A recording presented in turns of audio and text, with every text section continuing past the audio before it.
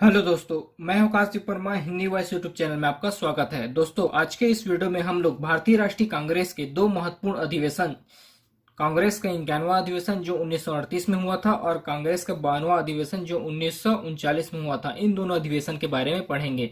दोनों अधिवेशन की अध्यक्षता सुभाष चंद्र बोस के द्वारा किया गया था। तो चलिए स्टार्ट करते हैं वीडियो। सबसे पहले देखते हैं कांग्रेस का 51वां अधिवेशन। यह अधिवेशन 1938 में हुआ था और यह अधिवेशन हरिपुर में करवाया गया था। इस अधिवेशन की अध्यक्षता सुभाष चंद्र बोस ने किया था और इसी अधिवेशन के दौरान सुभाष चंद्र बोस के द्वारा राष्ट्रीय नियोजन समिति का गठन किया गया था, जिसके अध्यक्ष थे जवाहरलाल नेहरू। और राष्ट्रीय नियोजन समिति में सदस्यों की संख्या थी 15। और इस अधिवेशन की विशेष बात यह थी कि इसमें राष्ट्रीय शिक्षा तथा बुनियादी राष्ट्रीय शिक्षा हेतु अखिल बोर्ड नियुक्त किया गया था।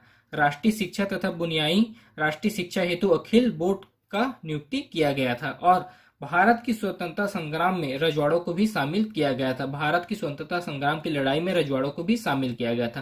कांग्रेस का 51वां अधिवेशन यह 1938 में हुआ था। हरिपुर में यह अधिवेशन कराया गया था। सुभाष चंद्र बोस इसके अध्यक्ष थे। इस अधिवेशन के दौरान राष्ट्रीय नियोजन समिति का गठन किया गया था, जिसके अध्यक्ष जवाहरलाल नेहरू थे और इसमें सदस्यों की संख्या 15 थी।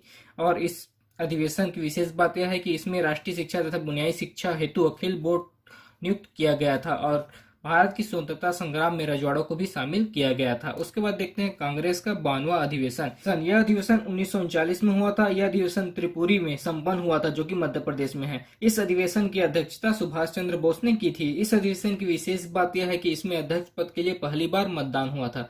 देखिए, इस अधिवेशन के दौरान यह हुआ था कि जब अध्यक्ष पद के लिए सुभाष चंद्र बोस का नाम दिया गया, तब इसका विरोध करते हैं महात्मा गांधी कि सुभाष चंद्र बोस अध्यक्ष नहीं बनेंगे, जिसके कारण चुनाव होता है, जिसमें एक तरफ सुभाष चंद्र बोस खड़ा होते हैं और दूसरी ओर गांधी जी खुद खड़ा न होकर अपने प्रत्याशी पट्टाभी सीतारामैया को खड़ा करते हैं। तो एक तरफ सुभाष चंद्र बोस और दूसरी तरफ पट्टाभी सीतारामैया अध्यक्ष पद के चुनाव के लिए खड़ा होते हैं और जो जनता होती है वह वोट करती है। जो सम्मिलित रहते हैं कांग्रेस के 39वां अधिवेशन में, वो लोग वोट करते हैं, जिसमें सुभाष चंद्र बोस को 1580 वोट मिलते हैं और पट्टाभी सीतारामैया को 1377 वोट मिलते हैं। लगभग 200 की वोट से पट्टाभी सीतारामैया को हार का सामना करना पड़ता है, जिसके बाद गांधी जी यह बोलते हैं कि पट्टाभी सीतारामैया की हार मेरी हार है।